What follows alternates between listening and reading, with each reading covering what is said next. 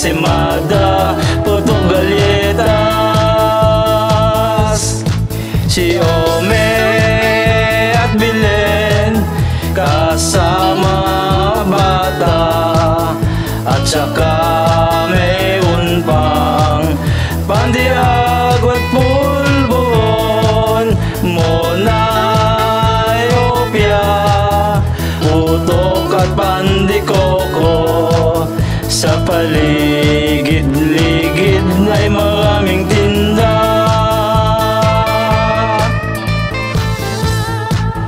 Nagmula ito sa pangalang Castillo Bakery mula sa foster parents ni Ome.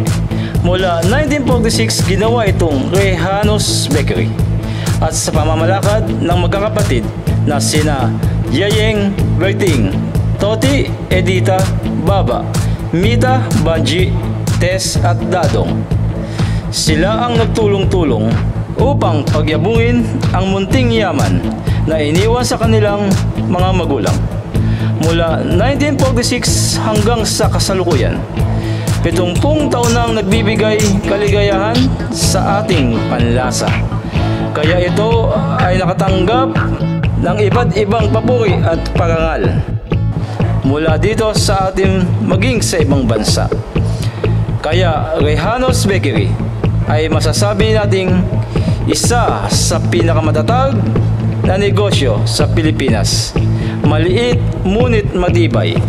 Rejanos Bakery mula sa bayan ng Marinduque hanggang sa ibang bansa, maipagmamalaki natin. Tatak Rejanos, gawang Pilipino.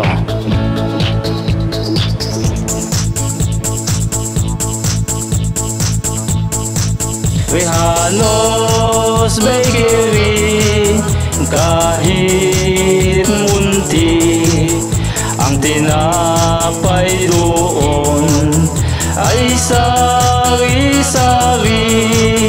arot cookies, pandesal, bonete, hopya, ensimada, puto galletas.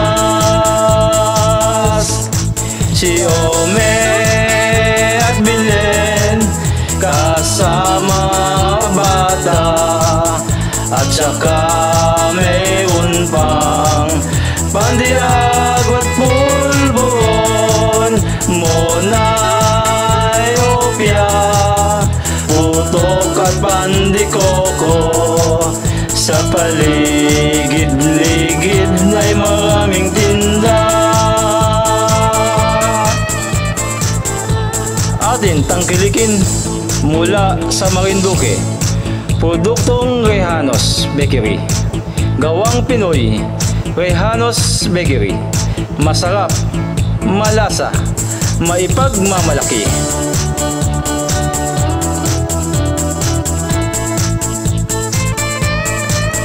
Dahil sila ay masipag